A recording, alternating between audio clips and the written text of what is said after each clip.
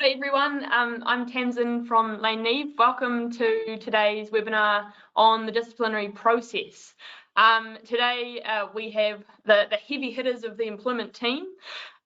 We've got Fiona McMillan zooming in from Auckland, we've got Andy Bell zooming in from Wellington, and we've got Andrew Shaw zooming in from Christchurch.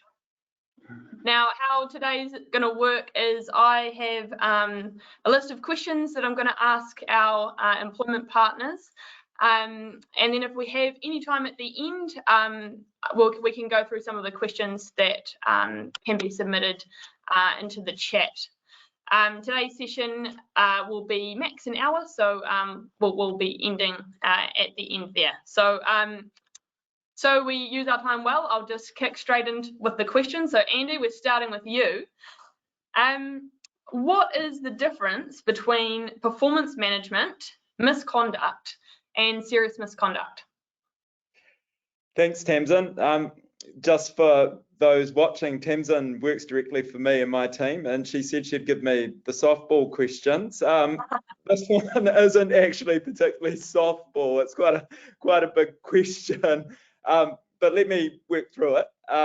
So I'll start with misconduct, serious misconduct, and at the risk of sounding like a meandering old guy, I need to start way back in 1989, believe it or not, and there's a case there called BP Oil and Northern Distribution Union, and that's where the test for serious misconduct, the modern test, it actually comes from. And what the court said there, and it was the Court of Appeal, and it was even famous judges like Judge Cook sitting on it, so it was quite a big decision. And you'll see that most of the big questions in employment law disseminate from this test, and serious misconduct basically occurs when there's conduct that deeply impairs or is destructive of the relationship of basic trust and confidence. So you probably heard trust and confidence thrown around, and it's almost become a bit of a trope, but it actually comes from this case, and it's quite contractual in origin. And where it comes from is that what the court said, if people are working together very closely, then that relationship has to be characterized by close trust and confidence between them. And if that trust is gone, if that's breached by an employee and the employee does something that violates that trust, then it's actually almost like a contractual remedy in the sense that the employer can say, hey, you broke the deal. You broke the implied term that's through all contracts where people are working closely together. Because you broke the deal, I'm entitled to cry halt to this agreement and bring it to an end. So what sort of evolved from that, because the test isn't particularly practical, and I think lots of HR professionals over the many years since 1989, I was still playing with Transformers at that point. Tamsin wasn't born. Andrew Shaw was probably at Neave, not managing part at the end, but I think it was probably at Neave. But what's happened, there's evolved these shorthands and examples that people generally use. And that's, you'll see in employment agreements and policies, things like they'll give you a list of things that might break that trust. And it's things like fighting, dishonesty, stealing, being intoxicated at work, giving your boss difficult questions on a webinar when you told them that you wouldn't, that sort of thing. So usually it's willful stuff. So usually there's an intentional element to it, because there's a higher level of culpability when people intended to do a thing, but not always. There are case examples where serious negligence or gross negligence justify a finding of serious misconduct, but as a general rule, when we've given this advice before and looked at the cases, you need something pretty serious, like someone could get really badly hurt or something along those lines. We've had things like drivers that overturned a big semi-trailer truck through driving carelessly, and even though they didn't intend to do it, the potential outcome was so bad that it probably justified it. So that's serious misconduct. So stepping back to misconduct, the way I like to think of misconduct is misconduct behaviours that are less serious, but they're on that path. And the way that I think of it is if there's a behaviour that's not good, and I say to you, hey, look, don't do that again.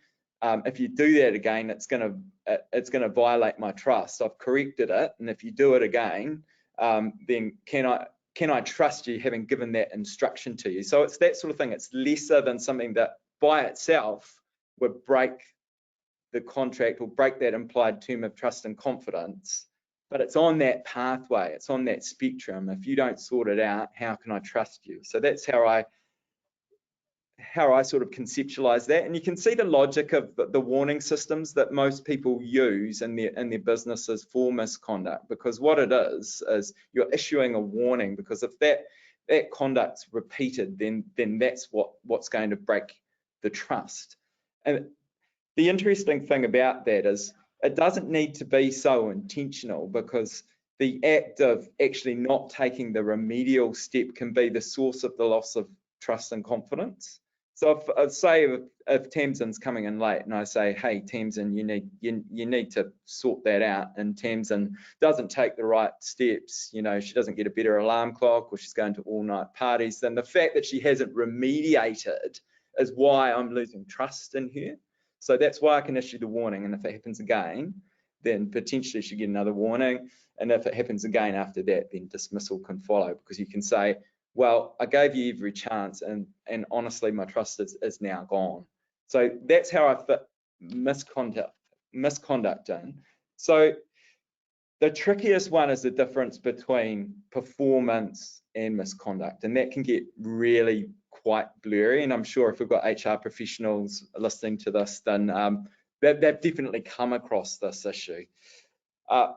An example I like to use as a blurry example is a missed sales target. So with a missed sales target, on the face of it, it's performance, right? They just haven't quite got there. But what if it's not so much about not having the tools to do it, it's because they weren't putting the effort in? Then it suddenly looks more like misconduct. So what I want to do is just give you my test that I use, and it's kind of a balancing exercise. What I do is I say, I have a few questions that I run through in my head. The first is the problem with meeting expectations and standards to discharge the duties of the role? If the answer is yes, then you're looking like it's performance. If it's a behavioural issue or a breach of a behavioural standard that the organisation's prescribed, then it's most likely to be misconduct. If it's not only a breach of a behavioural standard, but it's also an intentional breach of a behavioural standard, then it's most certainly going to be misconduct. My last question that I ask is, can training cure it? Is it something that touches on the employer's responsibility to give advice and coaching? And if it is touching on something like that, then it's looking more like a performance issue. So that's how I use those questions, and I ask them of myself when I'm looking at a problem to get to the answer. So that's my. I told you it was a big question to start with. Tamsin's actually got a buzzer. She can buzz me off if I'm talking too long. So. No, it's all right. I think the main thing I heard from that is that I really need to make sure I'm getting in on time every day. Otherwise, consequences may follow. And just to say, sometimes the bus system in Wellington isn't great, so there is kind of occasionally an external reason there. No excuses. Andrew, I'm just going to follow on. This follows on quite nicely from Andy's, the distinctions that he's drawn between performance management, misconduct, and serious misconduct. And now we hear that it's really important to keep performance management processes and misconduct and serious misconduct processes separate. So can you sort of explain how those processes are different for resolving those issues? Yeah, thanks, Tamsin. Kia ora, everybody. Andy's clearly set out the difference between the three. And so what we find is that often there is a very good reason to discipline or terminate somebody, but the performance or the process in getting there has been wanting. So I like to look at it in two ways. As an employer, and I'm doing this a lot with clients at the moment, where the matter has arisen and it's not so serious, you start off with an inquiry and a line in the sand. It's a better way of protecting the employment relationship, but also you don't get into a disciplinary process. But if you get into a disciplinary process, you've got to keep performance warnings and serious misconduct quite separate.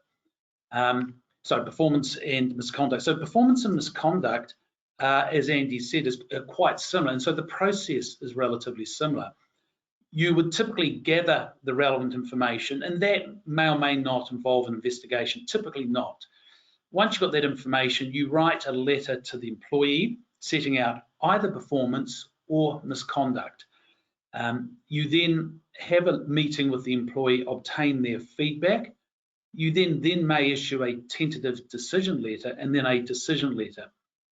The difference between performance and misconduct really comes back to probably the PIP or the performance improvement program that you might put in place. You wouldn't often do that with misconduct. So after that first meeting on performance, you might put a PIP in place. After the first meeting on misconduct, you might put a first warning in place. So that's probably the major difference between the two. Serious misconduct is quite different because the ultimate action that may occur is that the employer is looking to terminate your employment. So typically you'll have an investigation to begin with, and we'll talk about that a bit later, but in terms of reference, interviewing people, and having an investigation report. That report then goes to a decision maker, and then you go through the process of calling the employee to a meeting, getting their response, a tentative decision, and a final decision. So while on the face of it, the three processes may have some similarities, there's always some unique differences which you have to apply to ensure you are going through either performance misconduct or serious misconduct. Thanks, Andrew. Fiona, I think we'll jump to kind of the very, very beginning. So when an issue has arisen and you're considering whether or not to start a disciplinary process, is there kind of an initial investigation that you need to undertake before starting the disciplinary process? What would that look like? Yeah, so I guess to link this to what Andy and Andrew have already touched on, more likely than not, an investigation is only going to be required in relation to serious misconduct matters. There will be times when you need to for performance management and misconduct, but the starting point is it's normally serious misconduct. The pre-investigation investigation, or the little sniff around or ferret around, as I like to talk about it. There are two schools of thought about this, right? Because the first is, as an employer, you don't want to embark on a big process and there's actually nothing in this. Often we get called from clients and they say, look, we've got this complaint and we're not surprised, we've been waiting for this. But sometimes people will get complaints and they think, well, look, I don't know if there's anything in this. I don't know if we should be doing a big process here. So I get it on that point as to why you would want to make some initial inquiries. The downside of making some initial inquiries, though, is you might find out information that you can't use later on. So you might learn that there is something in this, you then start a formal process, and those people who previously spoke to you might say, well, look, I never would have said that if I knew that this was big and serious. So no, I'm not going on the record and I take back what I said earlier. At which point now you're now starting a process and you've got nothing to work with. I guess what my advice is if there are objective things that you can look at to determine whether or not there's anything in this, like CCTV footage, timesheets, etc., I absolutely encourage you to do so. But at the point where you're having to talk to people to understand what did or didn't happen, at that point, in my view, that triggers a formal investigation. I don't think you can have little side conversations and then look to start a formal process. So, look, with all areas of employment law, it's pretty tough to get hard and fast rules, but my starting point is if you have to speak to people, you need to do that on a formal basis as opposed to a pre-investigation investigation. Fiona, I'm going to stick with you for this next one. So we're still kind of talking about the start of the process, and I think one thing that employers are really aware of is making sure that they do right by their employees that maybe have struggles with mental health.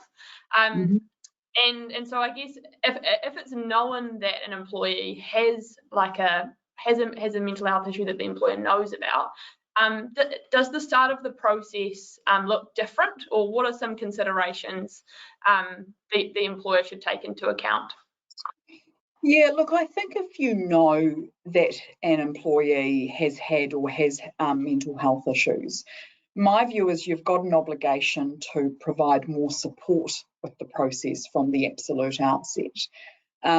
So perhaps if you don't have a EAP external provider, you might look to arrange one for this particular individual.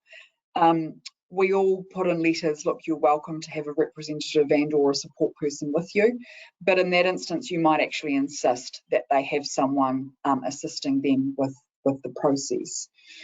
I guess, and I don't want to cut the lunch of anyone's future questions, but when it comes to the end bit and you're actually making a decision, how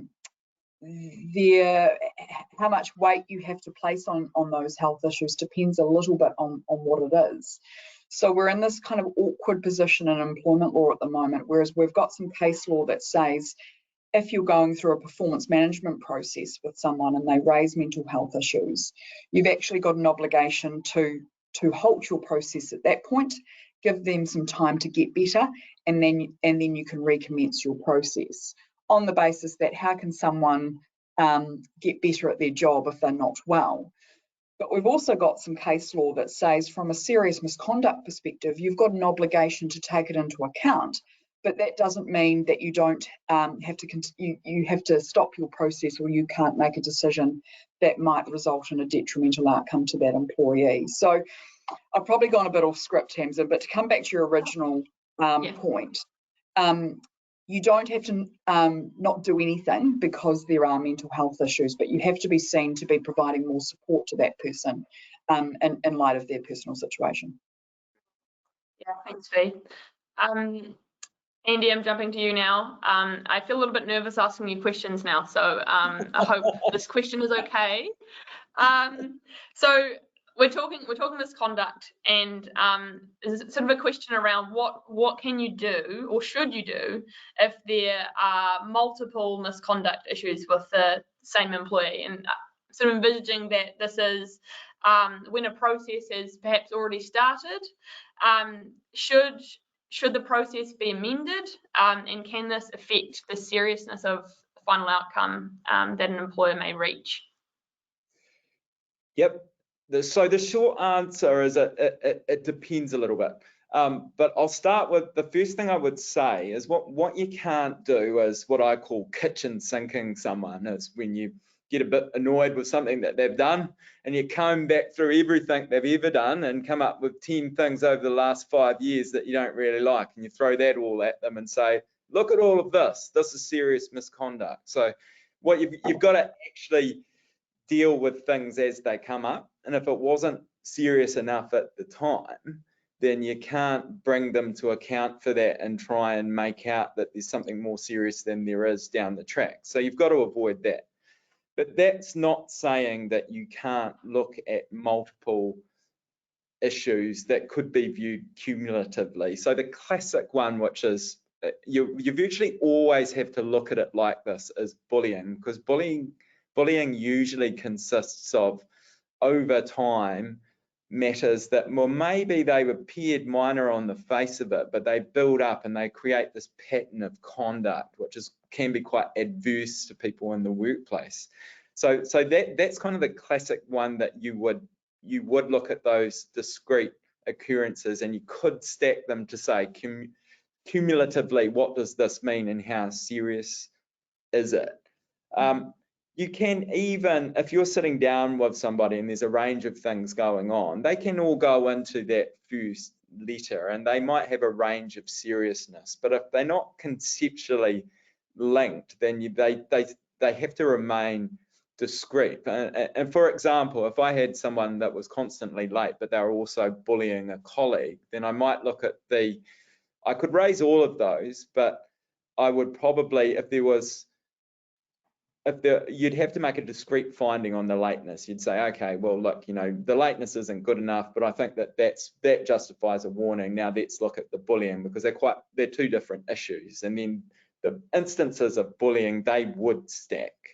So if you're in the unfortunate position where something comes up in the midst of investigating or in the midst of determining what should happen, you can bring that in, but you have to be mindful of the requirements around natural justice and procedural fairness and those considerations. So what it might mean is that the new matter, you have to bring that back to the employee in a meeting with their support person or advocate and table that for additional feedback. So what it can do is slow your process down.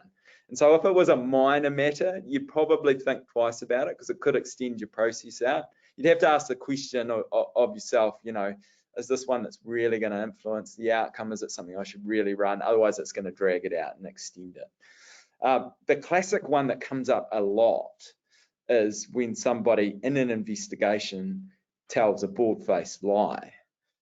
Now, the lie in itself can actually be an incidence of serious misconduct, but you can't just proceed and say, this is our finding, and you lied to us, and that makes it more serious. You actually have to treat the lie as a discrete issue in the employment. So you would retable the lie and say, we think that you lied to us about this. We think could be serious misconduct if you can't explain it properly to us. And it's almost another incidence that you're exploring with the person. So yes, you can, but you have to be careful, and you have to think carefully about the nuances of the situation. Thanks, Andy. Still feeling slightly targeted. Yeah, like this issue. Maybe we can have a conversation after this. Andrew, I know.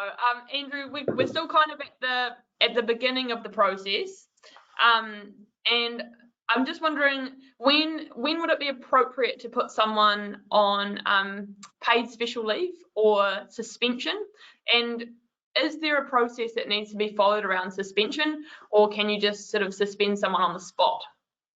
Yeah, thanks, Tamsin. This is quite a common issue. First of all, the distinction between the two. Suspension is a contractual right where you can suspend the employee, typically on pay. I've seen a number of employment agreements where it says without pay, but I would counsel against that. I think typically on pay. Paid special leave is where you have an agreement with the employee and or their representative to be away from work on pay. They're called special leave, so it doesn't detract from your other contractual and statutory entitlements. I would, where it's serious misconduct, I would certainly look at suspension rather than paid special leave. Other matters, you might look at paid special leave. So the way to do this is to really follow the process in your employment agreement.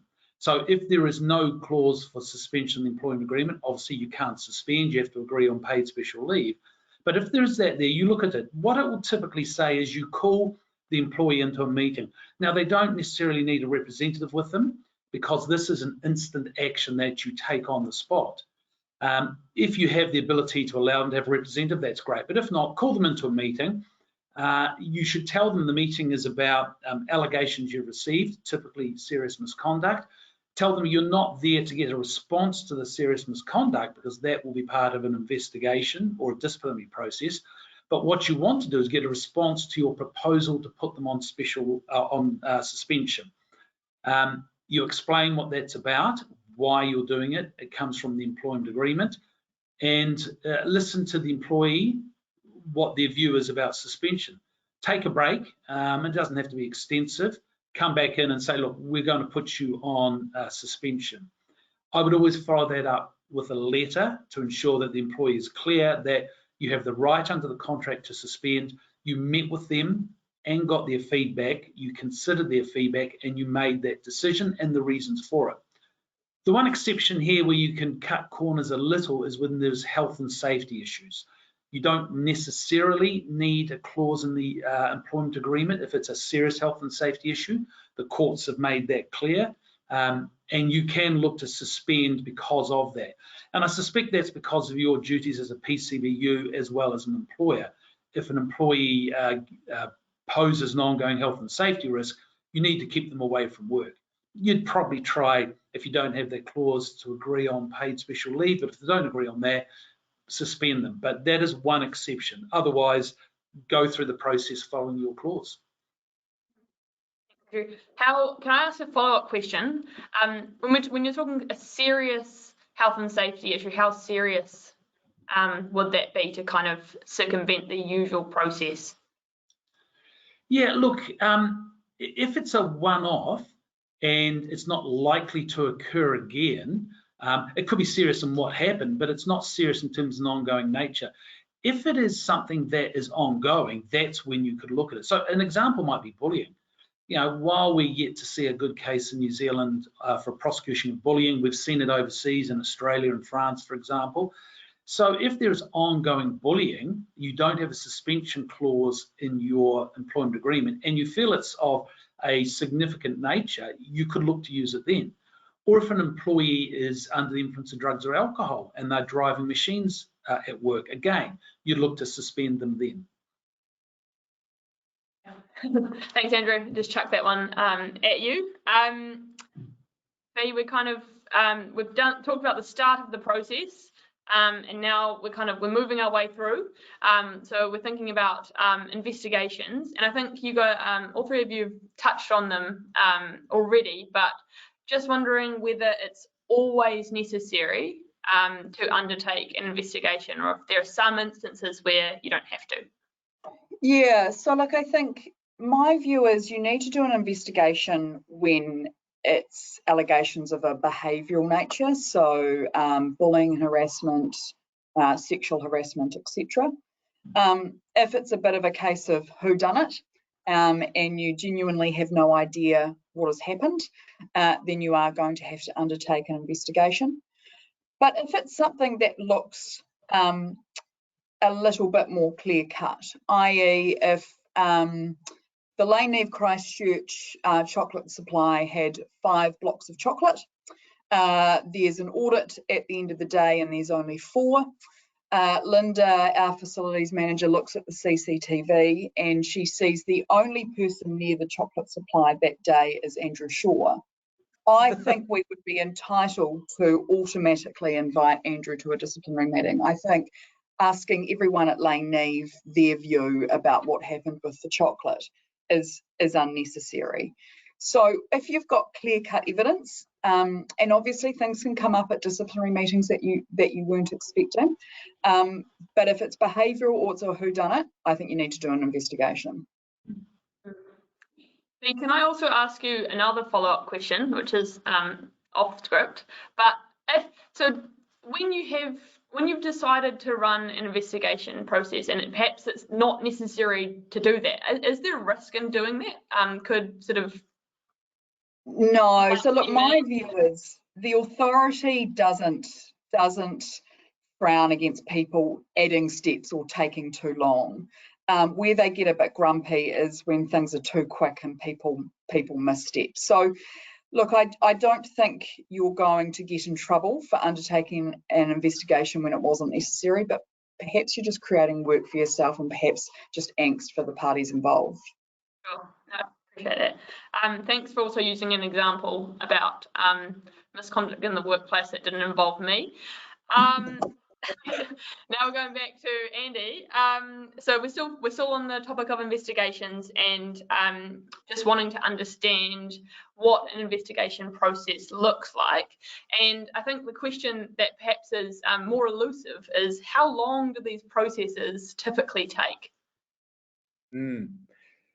Yeah, thanks, Tamsin. Look, in my experience, there's kind of 2 species of investigation. There's the external investigation, and then there's an internal manager that might undertake it. And the external investigations are typically they might appoint someone like our Fiona McMillan. They tend to be a little bit bigger and they tend to take more time. And it's generally what the Act says is look, we're going to take into account the scale and means of the organisation when we consider what is a fair and reasonable step to take. So typically the smaller organisations might be internal. They get away with a little bit less rigour.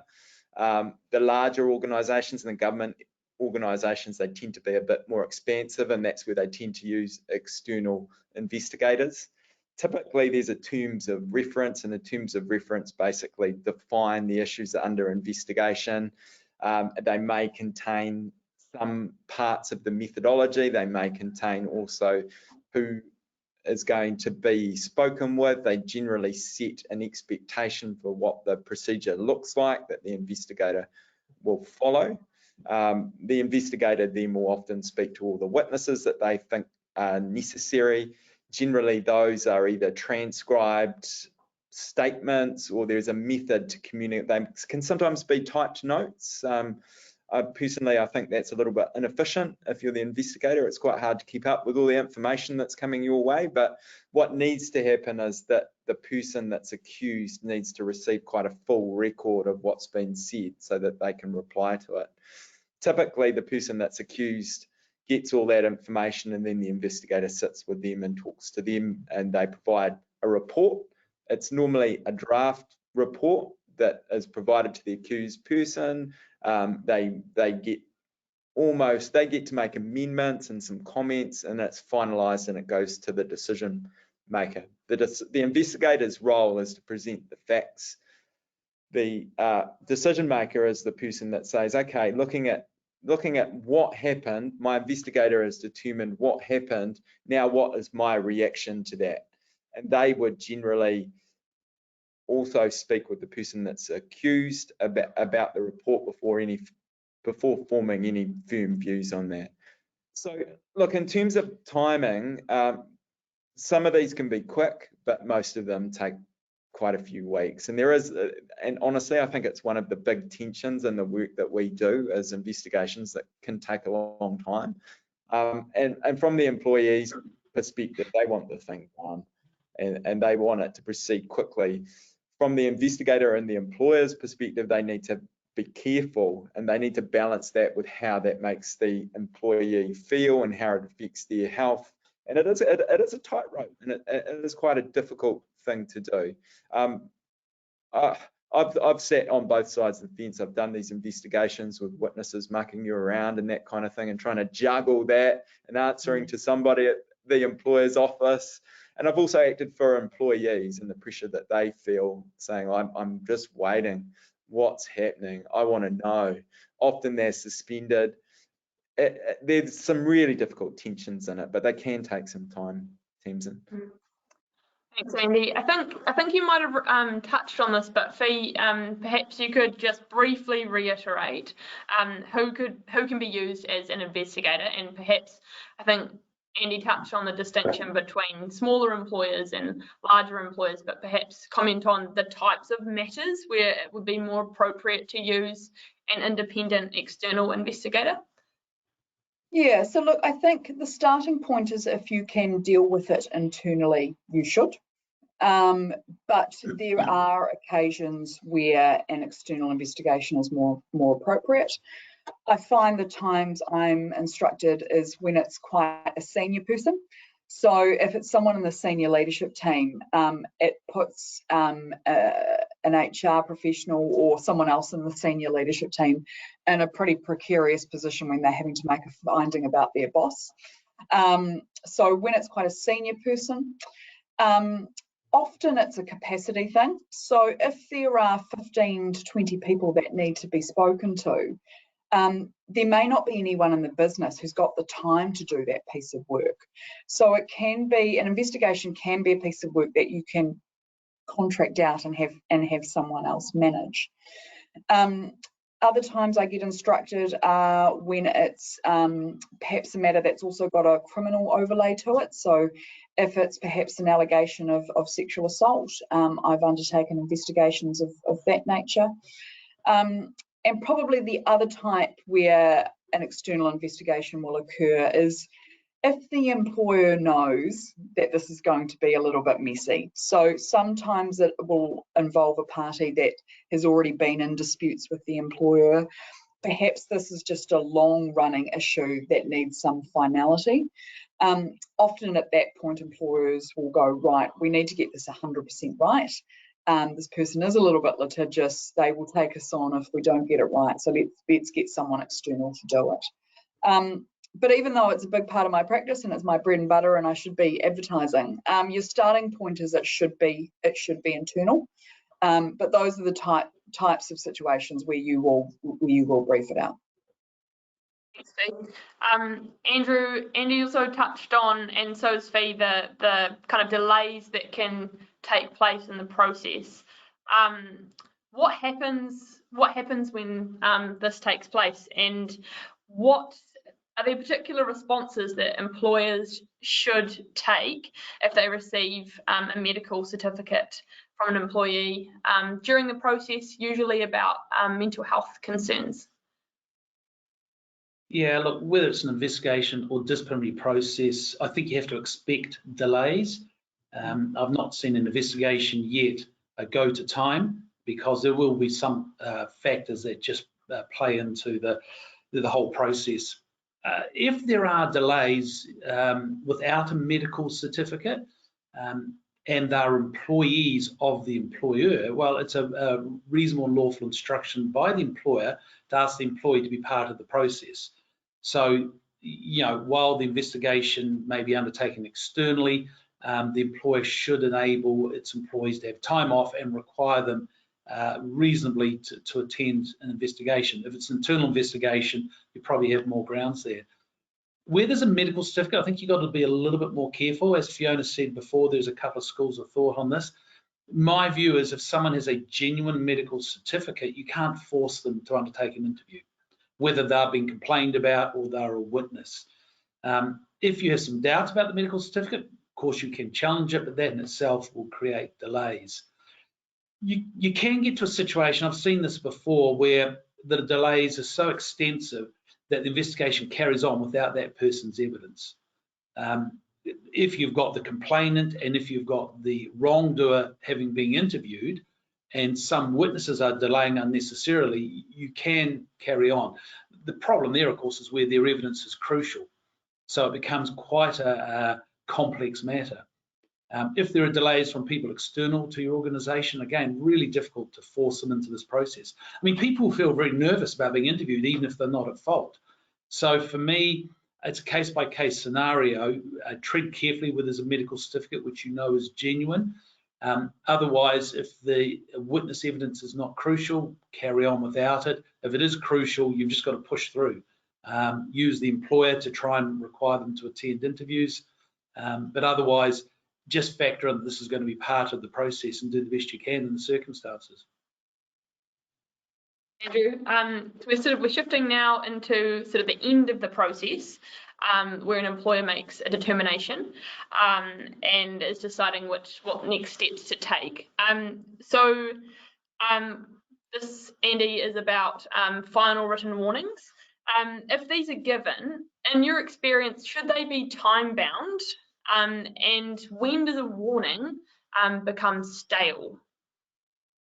So I don't like to time bind them, because what it does, you don't have to, unless the employment agreement says that you do. In my employment agreements, I tend not to have any limits in the actual agreement itself, so I can avoid it. And the reason why I want to avoid it is because the test in the Act is it reasonable in all the circumstances? And I think that time binding a warning is a bit of a blunt instrument, because the conduct can remain relevant for quite a long period of time, depending on the factual circumstances. So why would it, if you had something really serious and you got to the point with the person that you said, okay, you've convinced me, I think you're going to turn it around, but I am going to put a final warning on your file for something that could be relatively egregious, and then you time bar it with 6 or 12 months, and that ticks and they do the same thing again.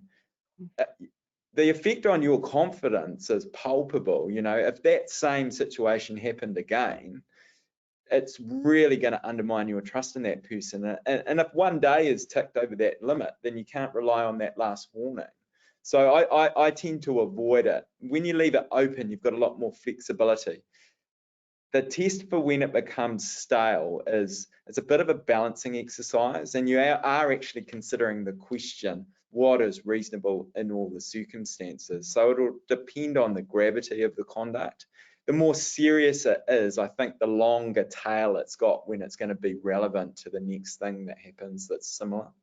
So I know that's not a very precise answer, but unfortunately we're dealing with a field that uses a reasonableness test, and one person's reasonableness is not another's, and by its very nature it is a little bit amorphous like that. Tamsin, I don't want to take up time because I'm sure you've got more questions for us, and I don't want to start a row between my chums either, but Andrew, you like to put time limits on warnings, don't you? Yeah, I do. Here we go. Not to say that. Yeah, it's not to say that Andy's right or I'm right, but I think as a matter of fairness, you should put a time limit on it, and the standard is 12 months. To go beyond that comes back to what's reasonable. You go to 18 months. I haven't seen ones around 2 years. I think it's as part of the good faith obligations under employment arrangement, you would have timeframes on it. But Andy's view is equally, logical. So you could choose which way you want to go. Would you even? When you're being fairer to employees than me, Andrew Shaw. Yeah, which is unusual, Andy, isn't it? Because I like employers, and no disrespect to any employees watching this. Thanks, Fee. That was that was good. Do you have a view to kind of see which side you fall on? It's going to sound like I'm trying to desperately not take sides and get in trouble here, but I am a little bit case by case. The worse the behaviour, the less likely I am to put a time limit on it. I generally, for performance management and misconduct warnings, I will put a time limit on it. If it's serious misconduct in a final written warning, I will have a conversation with the client about the pros and cons of doing so. So essentially, I'm kind of saying a mix of what both Andy and Andrew have said, right? Because Andy's made it very clear that the worse the behaviour is, the longer the tail. But Andrew's also saying, well, look, we've got good faith obligations here to say to the employee how long we're going to take this into account for. So I'm unhelpfully sitting on the fence, Tamsin. Right. Andy, I think you probably also touched on this perhaps at the start, but when you're deciding whether or not to terminate someone's employment, how bad does the behaviour need to be? Yeah, look, you've got to frame it in terms of that test, how destructive it is to fundamental trust and confidence. Can you remain in a close working relationship with that person? And like I said before, it is a reasonableness test. And I think that the big ugly ones, you just know, it's the grey ones that give you trouble when it's serious, but it's you're just not sure. I think one of the really interesting things is that there are cases that say any dishonesty is sufficient. And I think that the case that even involves taking bread rolls, which seems kind of trivial, but if it's a deception, or if it is an act of dishonesty, that normally always qualifies. And it's the same with lying. So those are, I think there's good case law on those. The more difficult ones are the behavioural issues that are in the grey zone, but you've just got to take it back to that test and say, well, is this fundamentally destructive to the relationship between us? But like I say, it is an objective reasonableness test, and it really pays to get a sense check. And I think if you're an HR professional managing a process like this and you're just not quite sure, it pays to get a professional view on it. Just say, how do you see this? Is it likely to pass this test when an authority member is looking down from an ivory tower on it? and hopefully that gets you to the right place. But I had very grey situations where I just wasn't sure, and we had to get ranges of views and then make a call.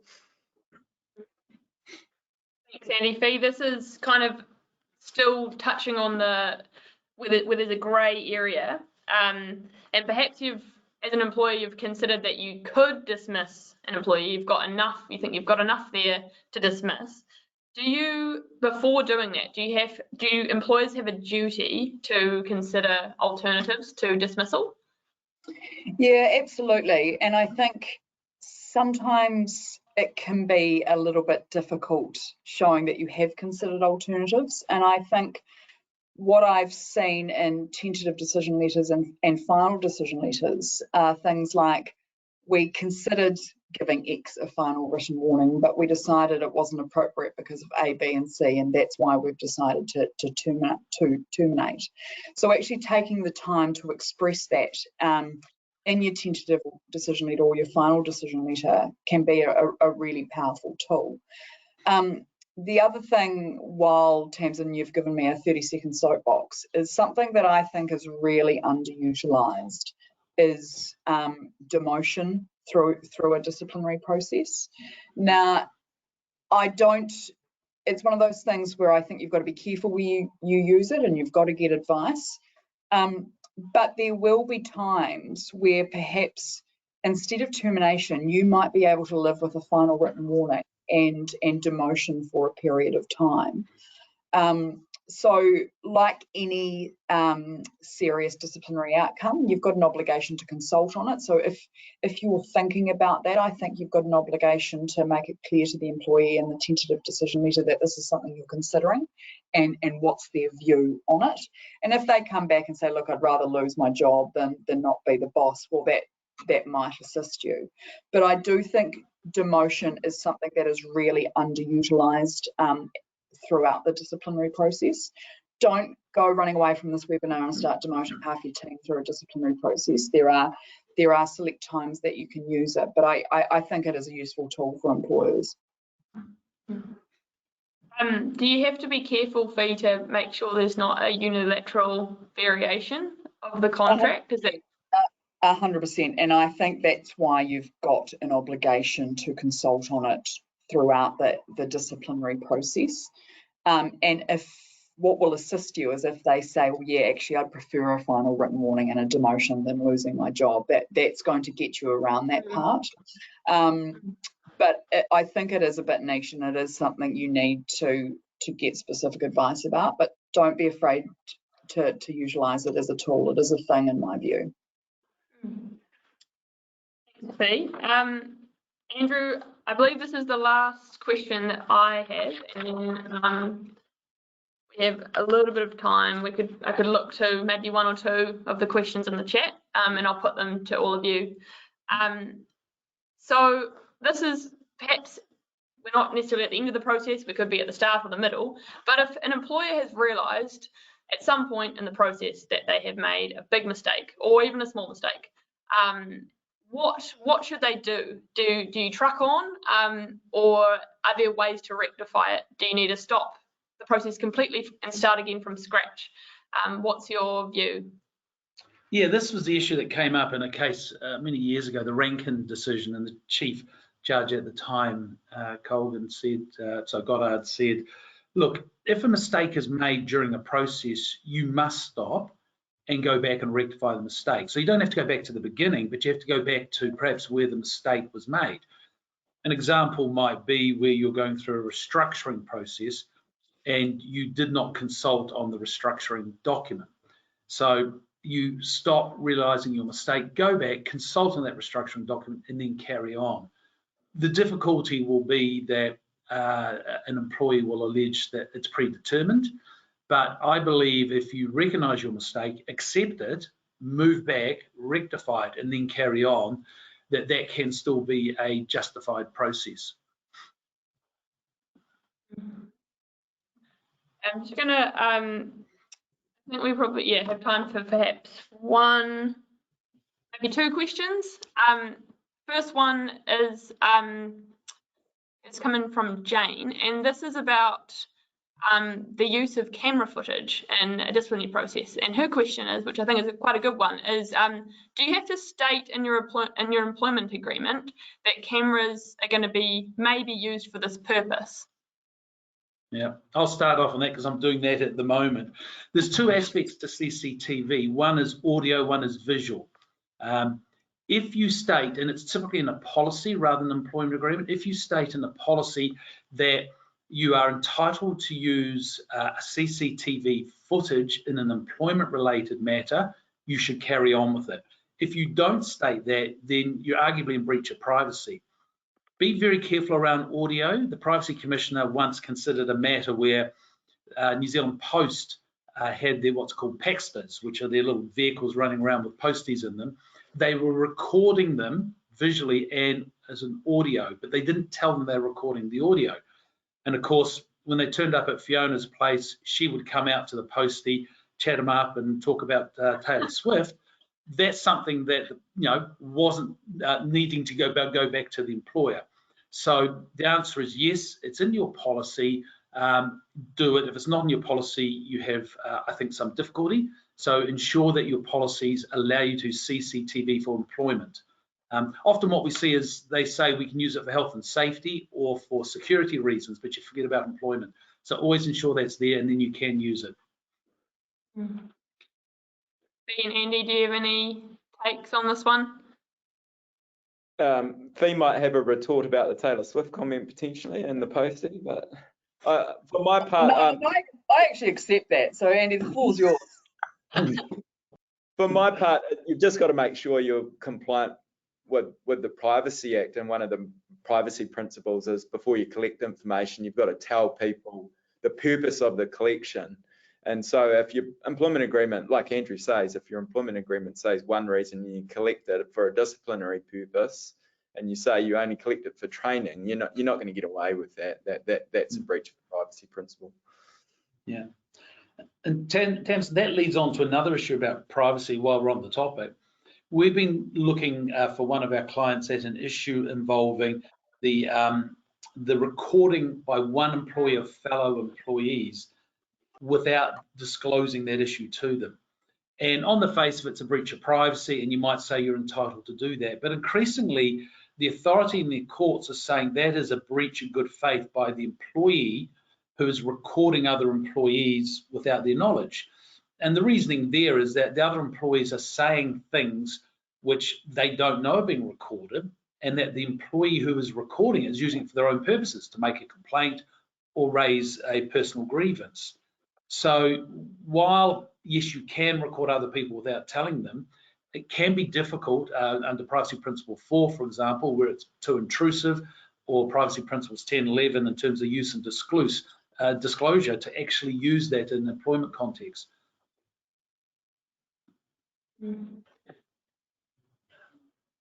I've just got, I think this will be the last question, and it's about pre-investigation. So, and I think you answered that in your response, but it's just asking if you do need to speak to people to find out what happened. They've said in pre-investigation. Do those people need to have an invite letter detailing what you want to talk to them about and offer a support person, or is that something that you can kind of just not do that way as formally? Yeah, so I guess my starting point is that you shouldn't be speaking to people in a pre-investigation stage, and the reason for that is linked to this question. It is my preference that people are invited in writing to meet with you as the investigator, even in an internal investigation. And I think there are two really important things that need to be communicated. One, even though they're not in trouble, they are entitled to have someone with them if they wish to do so. And secondly, it's really important that they understand that what they say is going to be provided to the accused or the respondent for their feedback. Often people will say a lot, and then when they find out that the accused is going to find out about it, they say, well, no, hang on, I want to take that back.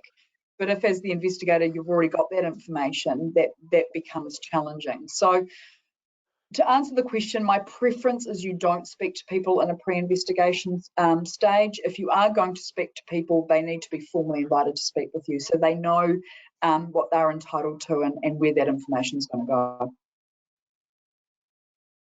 Okay. All right. Well, I think that that's all of the questions that I wanted to ask from the question box, and all we have time for today. But yeah, thanks Andy, Fee and Andrew for your expertise and answers to the question. Yeah, we'll see you guys along for the next webinar. Great. Great job, Thank you. Tamsin. Thanks, everyone. See ya.